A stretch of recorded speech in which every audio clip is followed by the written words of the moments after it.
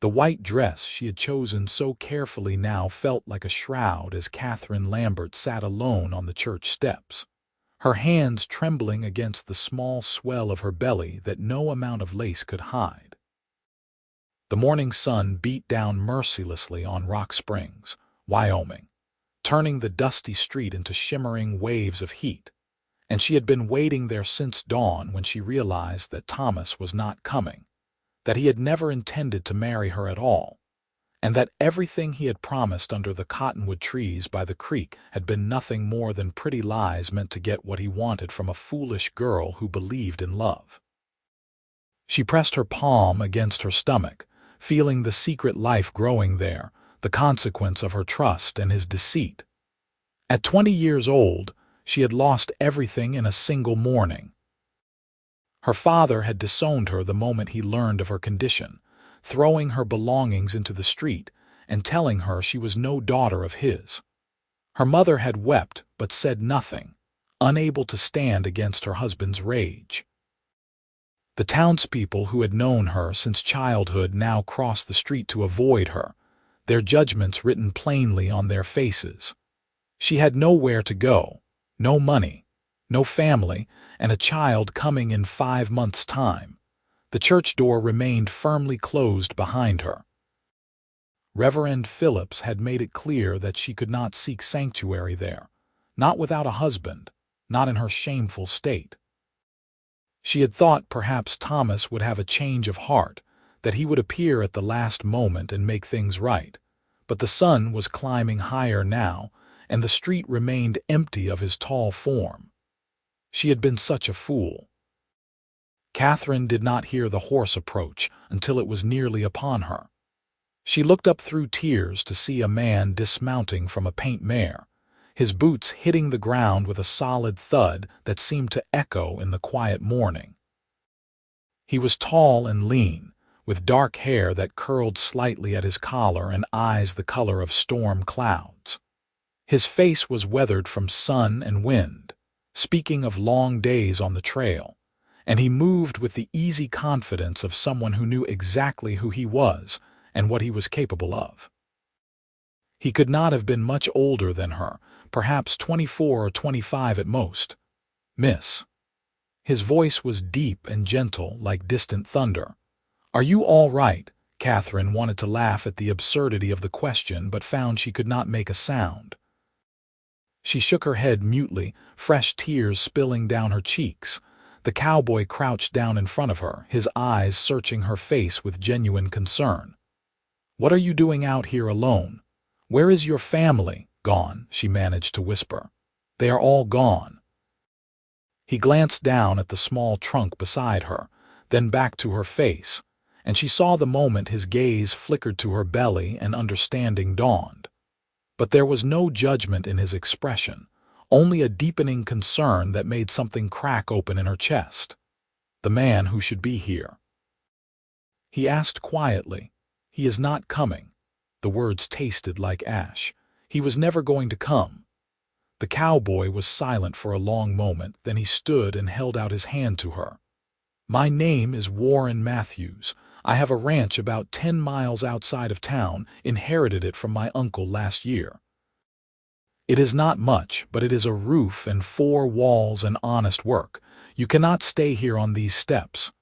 Katherine stared at his outstretched hand as if it were something miraculous. "I do not understand. You do not know me." "I know you need help," Warren said simply. "And I know what it is like to have nowhere to go. When my parents died of fever when I was 16, my uncle took me in without question. He taught me that we help folks when they need it, no matter what. So I am asking you to let me help you now. I cannot pay you. I have nothing. I am not asking for payment." He kept his hand extended, patient and steady. "What is your name?" Katherine Lambert." "Well, Miss Lambert, I am heading home now, and you are welcome to come with me. I promise you will be safe there. I have a housekeeper, Mrs. Chen, who lives in the cottage on the property with her husband. They will be there too, so you do not need to worry about propriety or anything like that. You will have your own room, and you can stay as long as you need." Katherine looked into his eyes and saw only sincerity there. She had no other options, no other hope. Slowly, she placed her hand in his, and he helped her to her feet with a gentleness that made her want to weep all over again. "You will never be alone again," Warren said, and the certainty in his voice made her believe him. He loaded her trunk onto his horse with ease, then helped her up into the saddle before swinging up behind her. Katherine tensed at his proximity, but he kept a respectful distance, his arms on either side of her holding the reins but not touching her otherwise. They rode out of Rock Springs in silence, leaving the church and its broken promises behind. The ranch appeared gradually as they crested a hill, revealing a sprawling valley with a creek running through it and mountains rising in the distance.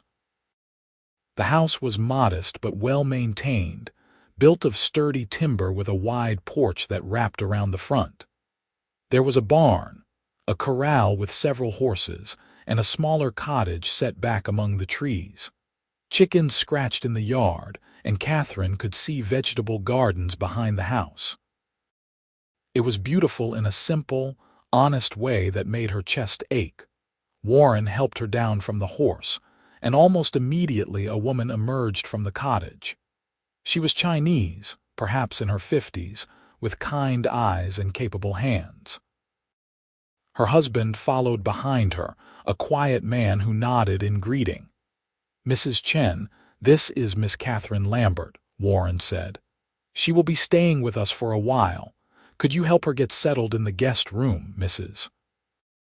Chen took one look at Katherine's tear-stained face and wedding dress and seemed to understand everything without a word being spoken. "Of course. Come, dear. Let us get you out of that dress and into something more comfortable." Katherine followed her into the house, which was clean and simply furnished. Mrs. Chen led her upstairs to a small bedroom with a window overlooking the valley. There was a bed with a quilt, a dresser, a washstand, and a rocking chair in the corner. It was more than Katherine had hoped for. "I will bring you some of my daughter's old clothes," Mrs. Chen said.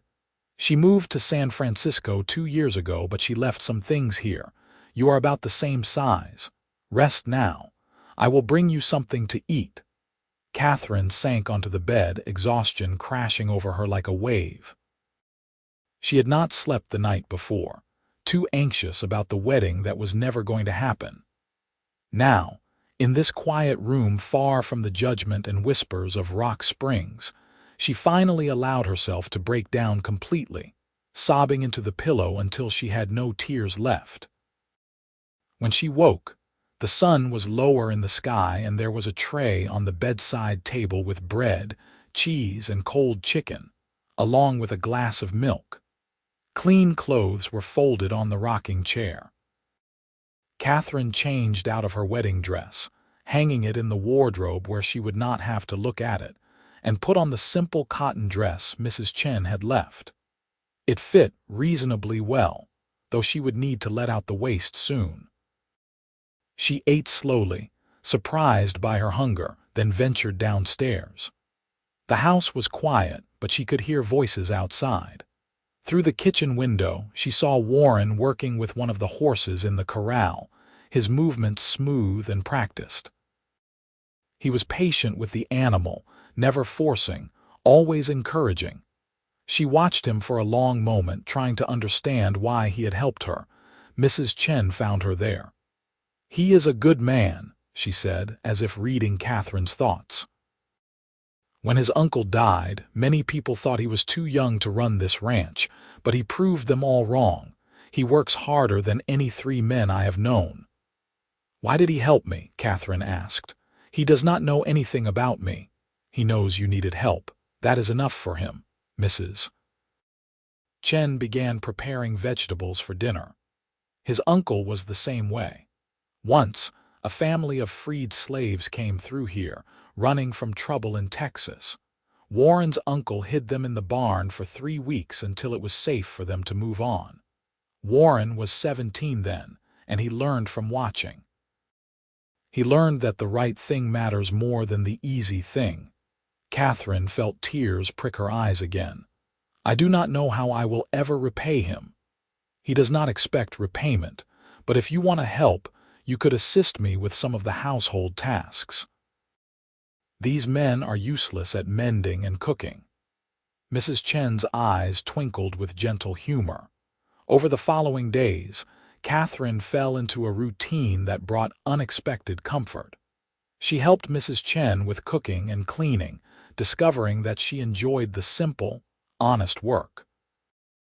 Her hands, which had been soft from her previous life as the daughter of a shopkeeper, began to grow calloused from kneading bread and scrubbing floors.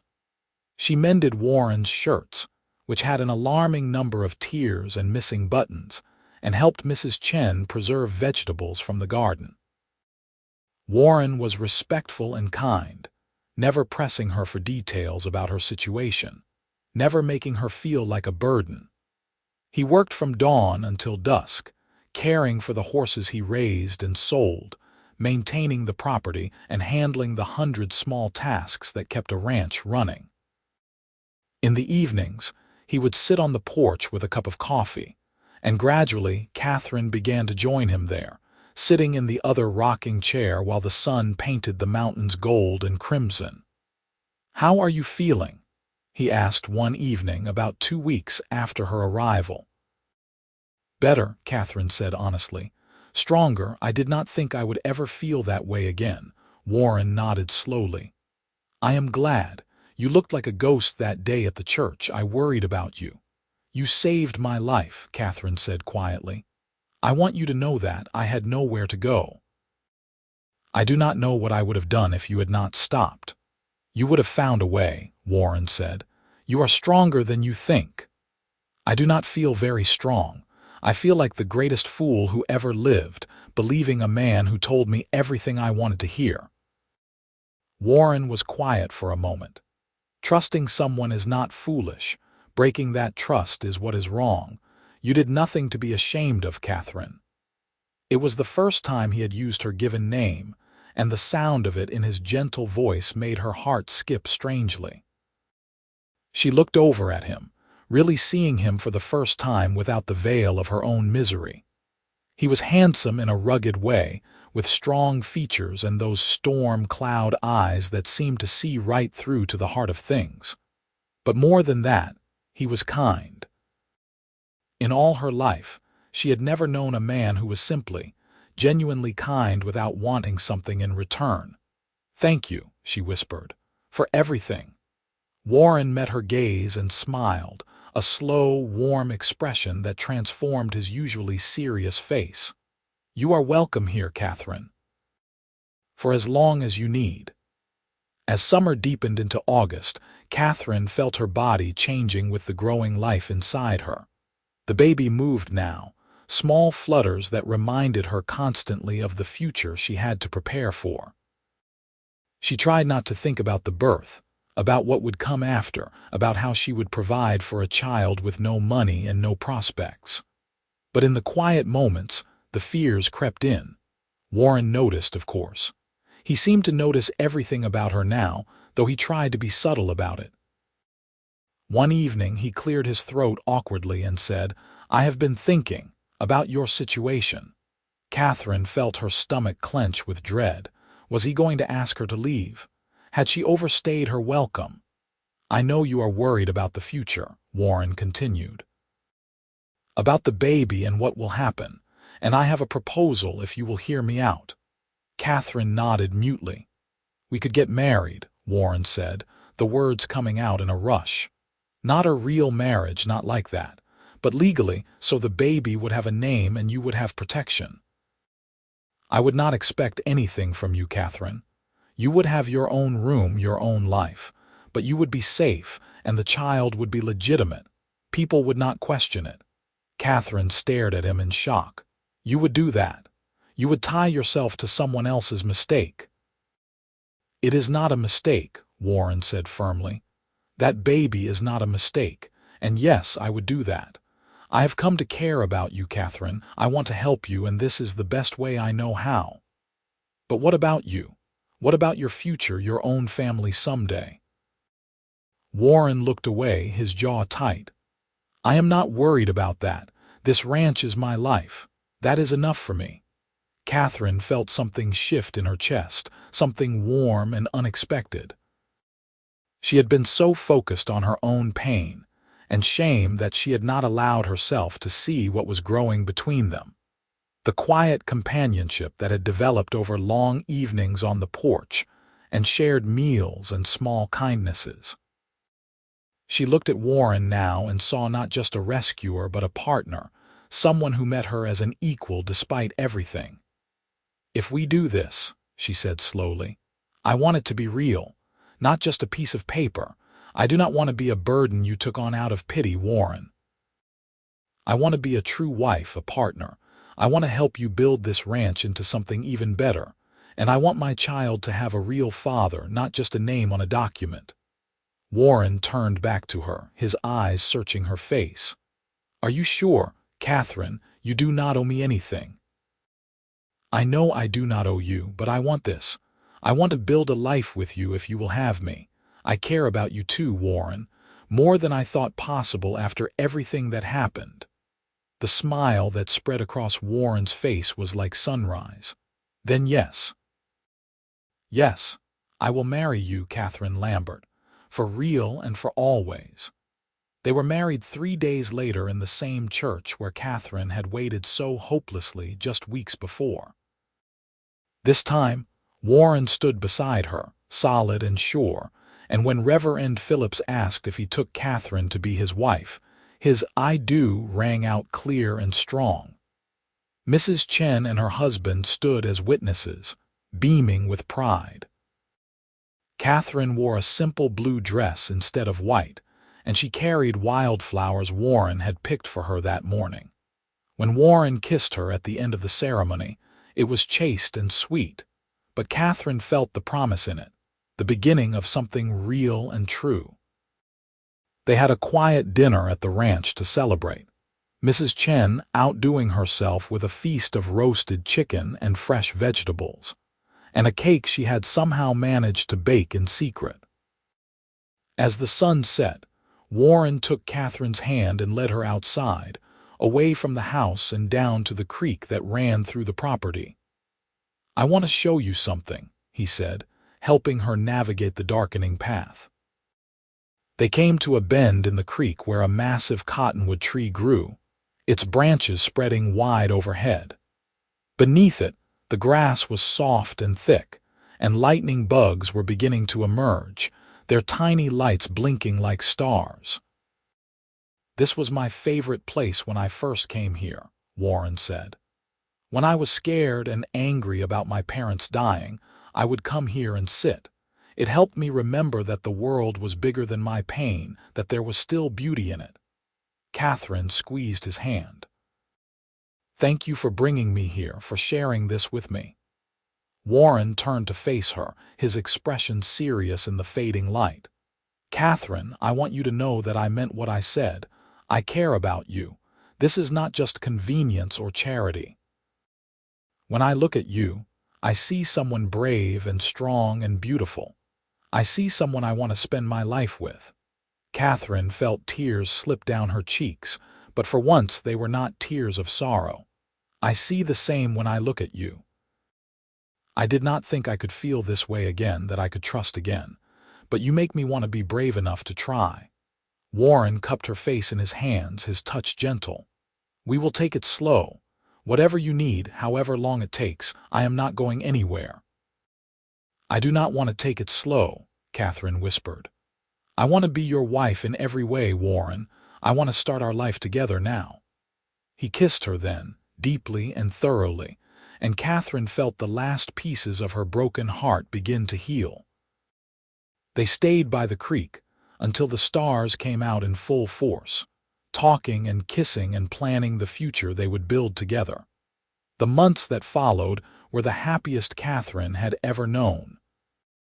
She and Warren grew closer every day, learning each other's rhythms and habits, discovering the joy of partnership.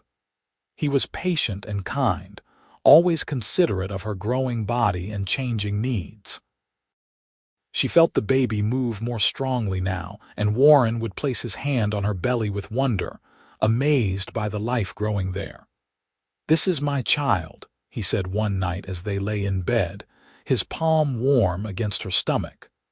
"I do not care about blood. This baby is mine because you are mine, and I will love them as fiercely as I love you." Katherine had cried hearing those words, overwhelmed by the gift he was giving her, giving them both. In late October, as the aspens turned gold and the air grew crisp, Katherine's time came. The labor was long and difficult, and there were moments when she was certain she would not survive it. But Warren stayed by her side the entire time, holding her hand and wiping her brow and telling her she was strong enough. She could do this. Mrs. Chen delivered the baby with practiced efficiency, and when the first cry split the air, Katherine felt a rush of love so powerful it took her breath away. "A boy," Mrs. Chen announced, placing the squalling infant on Katherine's chest. "A healthy, strong boy." Warren looked down at the baby with tears streaming unashamedly down his face. "He is perfect," he breathed. "You are perfect." They named him James, after Warren's father, and from the moment Warren held him for the first time, there was no question that he was a true father in every way that mattered. He walked the floor with James when he cried in the night, changed diapers without complaint, and spoke to him in a gentle murmur that made Katherine fall even more deeply in love with her husband. Winter came early that year, blanketing the valley in snow and keeping them close to the house. Katherine loved those quiet months, the three of them cozy and warm while the wind howled outside. She would nurse James by the fire while Warren read aloud from the newspapers that came weekly from Rock Springs, or they would all three nap together in the big bed, the baby nestled between them like a small, perfect miracle. By spring, James was crawling and getting into everything, his curious nature keeping them constantly on their toes. Warren built him a small wooden horse that he could sit on and rock, and James squealed with delight every time his father pushed him back and forth. "He is going to be a horseman like his papa," Katherine said, watching them play together on the porch. "Or maybe a farmer like his mama," Warren countered, grinning at her. "You have quite a talent with that garden, you know. I have never seen vegetables grow so big." Katherine laughed, happy in a way she had never imagined possible that dark morning at the church. "We are lucky," she said softly. "So very lucky." "Not lucky," Warren corrected, pulling her close. "Blessed.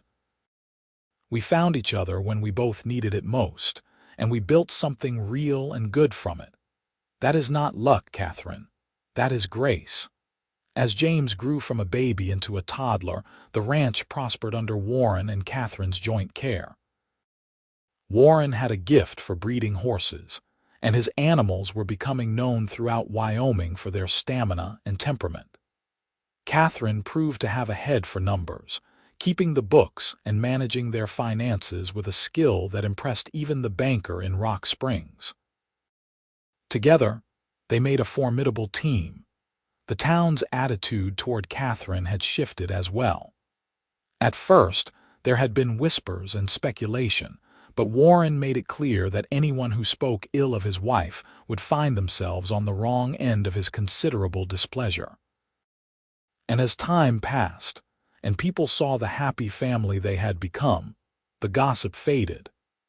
Katherine earned respect through her own actions, helping Mrs. Chen tend to sick neighbors, donating vegetables from her abundant garden to families in need, and conducting herself with quiet dignity. When James was 2 years old, Katherine discovered she was pregnant again. This time, the news brought only joy, untainted by fear or shame. Warren swung her around in celebration, careful of her belly, and James clapped his hands in toddler confusion at his parents' happiness. "He is going to be a big brother," Warren told his son. "What do you think about that?" James responded by trying to eat the wooden horse, which made them both laugh. The pregnancy was easier this time, Katherine's body knowing what to expect.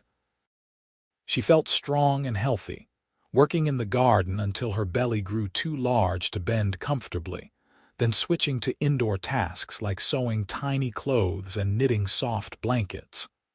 Warren was attentive but not overbearing, trusting her to know her own limits. In June of 1885, 3 years after that terrible morning at the church, Katherine gave birth to a daughter. The labor was quicker this time, and when Mrs. Chen placed the red-faced, angry baby in Warren's arms, Katherine watched her husband fall instantly in love all over again. "She has your eyes," Warren said in wonder. "Look, Katherine, she has your beautiful eyes." They named her Margaret after Katherine's mother, and Katherine sent word to her parents about their new granddaughter. She had not spoken to them since the day her father threw her out, but she wanted them to know that she had survived, that she had built a good life, that she had nothing to be ashamed of. She did not expect a response and did not receive one, but sending the letter felt like closing a door on that painful chapter of her life. Margaret was a placid baby, so different from James's intense curiosity. She was content to be held and rocked, watching the world with those serious eyes. James was fascinated by his little sister, always wanting to help with her care, bringing her toys and patting her head with surprising gentleness for a 2-year-old. "We make beautiful children," Warren observed one evening, watching Katherine nurse Margaret while James leaned against his father's leg. "We make a beautiful life," Katherine corrected. "All of this, Warren. The ranch, our children, our partnership. I never imagined I could be this happy." Warren pressed a kiss to the top of her head. "You deserve every bit of happiness in the world, and I intend to spend the rest of my life making sure you have it." The years flowed by like the creek through their valley, steady and constant. James grew into a serious, thoughtful boy who loved the horses as much as his father did. By the time he was 5, he was helping Warren with simple chores, learning to curry the horses and muck the stalls with pride. Margaret was her mother's shadow, following Katherine through the garden and learning the names of all the plants, her small hands careful with the delicate seedlings. The ranch expanded as Warren's reputation grew. They hired 2 ranch hands to help with the increasing workload, and Warren built a proper stable with stalls for a dozen horses. Katherine's gardens produced enough vegetables that she began selling the surplus in town, earning money that she saved carefully in a special account. "What is this for?" Warren asked when he discovered it. "The children's education," Katherine said. "I want them to have opportunities, Warren. I want James to go to college if he wishes, and Margaret too. I want them to have choices." Warren pulled her into his arms. "Have I told you today that you are the smartest, most wonderful woman I have ever known?" "Not today," Katherine said, smiling against his chest. "But you can tell me now." "You are the smartest, most wonderful woman I have ever known," Warren murmured, then proceeded to show her with kisses exactly how much he meant it. When Katherine was 28 and Warren was 32, they received unexpected visitors. Katherine was in the garden with Margaret, who was now 6 years old and chattering away about the butterflies, when a wagon pulled up to the house. She straightened, shading her eyes against the sun, and felt her heart stop when she recognized her mother sitting beside an unfamiliar man driving the wagon. Warren emerged from the barn, sensing something was wrong. He reached Katherine's side just as her mother climbed down from the wagon, moving slowly like someone much older than her years. "Katherine," her mother said, her voice trembling. "My dear girl." Katherine could not move, could not speak. Warren's hand found hers and squeezed. "I know I have no right to come here," her mother continued, tears streaming down her weathered face. No right to ask anything of you after what we did. But your father died last month, and with his passing, I realized I could not go to my grave without trying to make things right.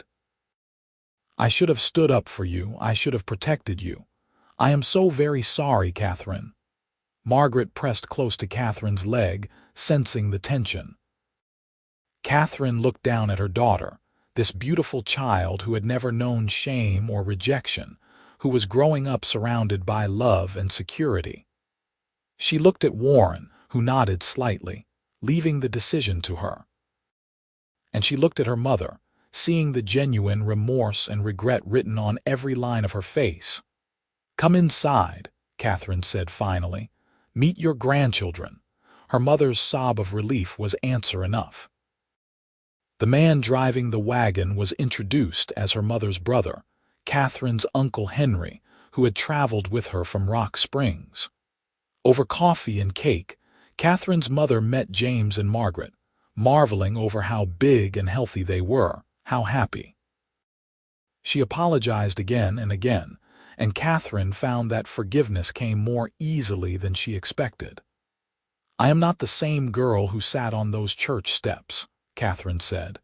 "That day broke me, but it also remade me into someone stronger. I have a good life here, Mother. A life I built with Warren. I cannot change the past, and I am not sure I would want to because it led me here." Her mother reached across the table and took her hand. "You are a better woman than I ever was. Your father was wrong, Katherine. What he did was cruel and unjust, and I was a coward for not stopping him. But I want to know you now, if you will let me. I want to be a grandmother to these children." Katherine looked at Warren, who gave her an encouraging smile. She thought about second chances, about grace, about the way Warren had given her a new life when her old one fell apart. She thought about the power of forgiveness and the poison of bitterness. "You can visit," Katherine said carefully. "We will take it slowly, but yes. You can be part of our lives." Her mother stayed for a week, and by the end of it, both James and Margaret had grown fond of their grandmother.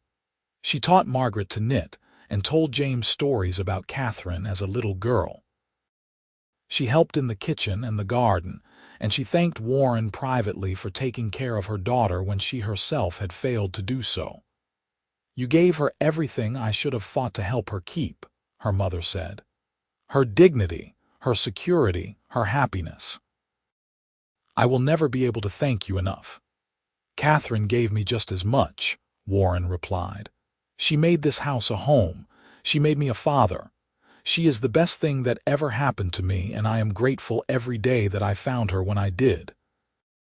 When Katherine's mother left, promising to return for Christmas, Katherine felt something she had not even realized was missing click into place. She was not that frightened, abandoned girl anymore. She was a woman with a family, a home, a purpose.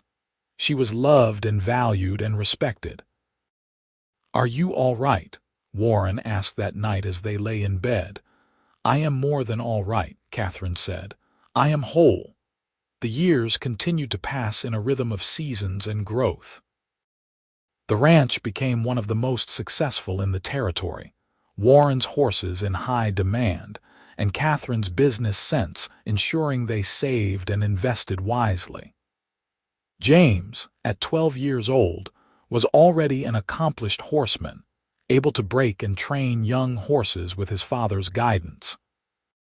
Margaret, at 9, announced that she wanted to be a teacher, and Katherine and Warren began making plans for her education. Katherine's mother became a regular presence in their lives, visiting several times a year, and maintaining a warm correspondence in between. She never remarried, content to live simply in Rock Springs and dote on her grandchildren when she could see them. On a summer evening in 1892, Warren and Katherine sat on their porch as they had done countless times before, watching the sun set over the mountains. James was in the corral working with a young colt, and Margaret was inside practicing her letters, determined to improve her handwriting. "Do you ever think about that day?" Warren asked quietly. "The day we met, sometimes," Katherine admitted, "but not with pain anymore. Just wonder at how everything worked out. If Thomas had shown up that day, if he had married me, I would have been miserable. He was a selfish, weak man, and I see that now. What I felt for him was infatuation, not love. I did not know what real love was until I met you." Warren reached over and laced his fingers through hers. "I think about it too, about how I almost did not stop that day. I was running late to meet a buyer and I told myself someone else would help you, but something made me pull up my horse. Something told me you were important." "Fate," Katherine said softly, "or divine providence, or just dumb luck. Whatever it was, I am grateful for it." "You know what I am most proud of," Warren said. "It is not the ranch or the horses or any of that. It is James and Margaret.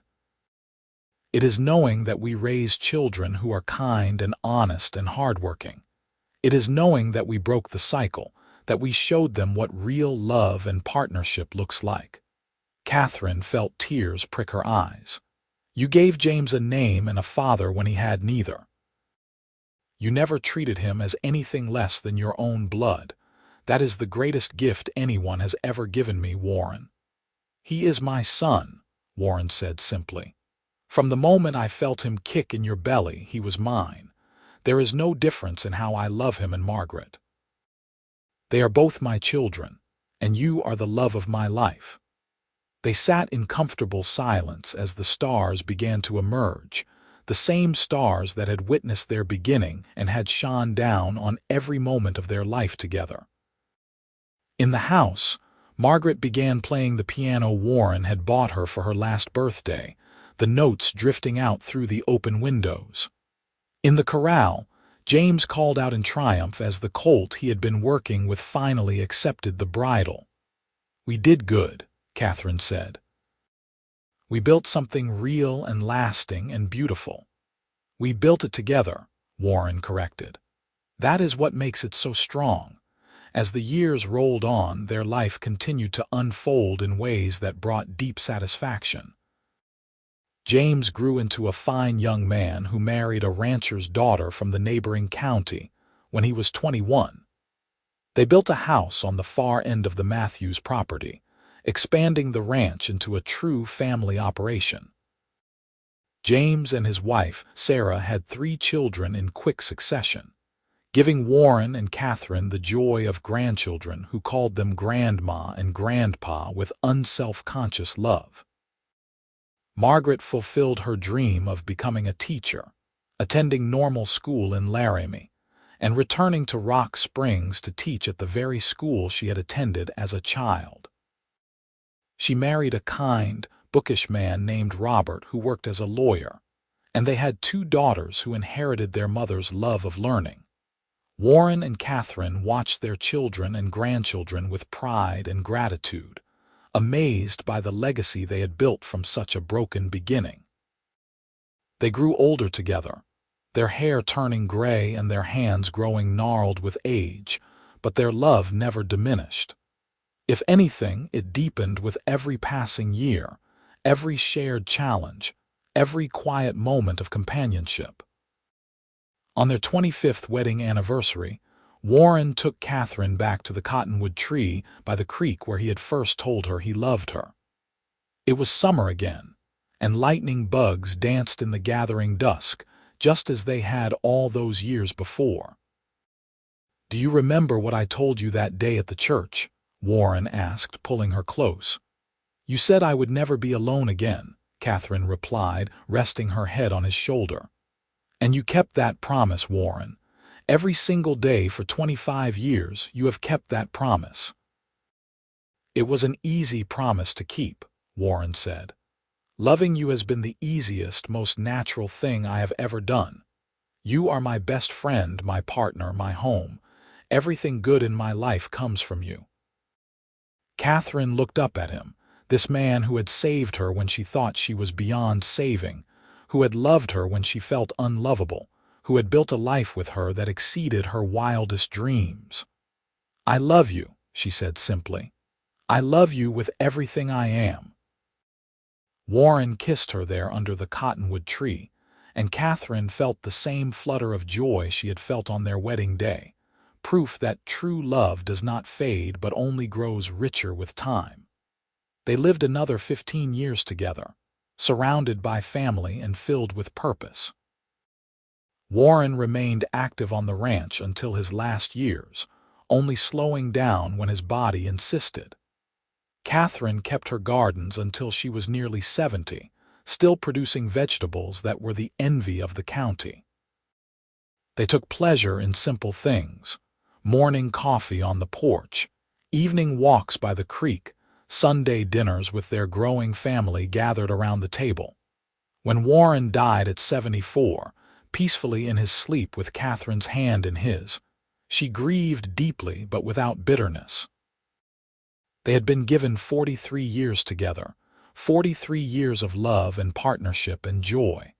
She had watched him become a father, a grandfather, and even a great-grandfather. She had built a life with him that honored both of them. At his funeral, Katherine stood before the assembled crowd and spoke of the man who had changed her life. "Warren Matthews was the best man I ever knew," she said, her voice strong despite her tears. "He taught me that kindness is not weakness, that true strength lies in compassion, and that love is a choice we make every day. He chose to love me when I had nothing to offer him, and in doing so, he gave me everything. I will carry him in my heart until we meet again." Katherine lived another 6 years, surrounded by her children and grandchildren and great-grandchildren, all of them the fruit of that chance meeting on a church step so many years before. She told them stories of their grandfather, of how he had saved her, and how they had built their life together from nothing. She taught her granddaughters to be strong and independent, and her grandsons to be kind and respectful. She lived long enough to see James's eldest son take over the running of the ranch, ensuring that the Matthews name and legacy would continue. On a warm summer evening in 1915, Katherine sat on the porch of the house she and Warren had shared for so many years. She was 83 years old, her body worn from a lifetime of work, but her mind was still sharp and her heart still full. James and Margaret were both there, having come to spend time with their mother, and the house was full of family. As the sun set over the mountains, painting the sky in shades of gold and crimson, Katherine closed her eyes and felt Warren's presence as clearly as if he were sitting beside her in the other rocking chair. She thought about that terrified girl in a wedding dress, abandoned and alone, who had been certain her life was over. She thought about the cowboy who had stopped to help, who had seen past her shame to the person underneath. She thought about the life they had built together, the love they had shared, the family they had created. "You kept your promise," she whispered to the memory of her husband, to the mountains and the creek and the endless Wyoming sky. "I was never alone, not for a single day." Katherine Lambert Matthews died that night, peacefully and surrounded by love, secure in the knowledge that her life had mattered, that she had loved and been loved in return, and that the legacy she and Warren had built would continue long after they were both gone.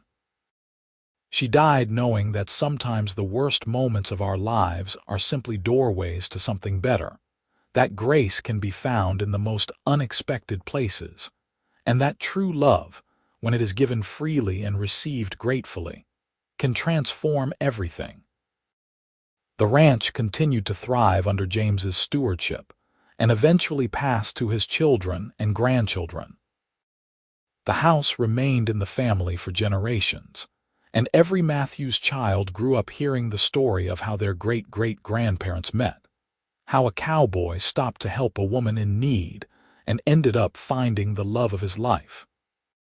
The cottonwood tree by the creek became a family landmark, a place where proposals were made and anniversaries celebrated, a living monument to the power of compassion and the enduring strength of true love.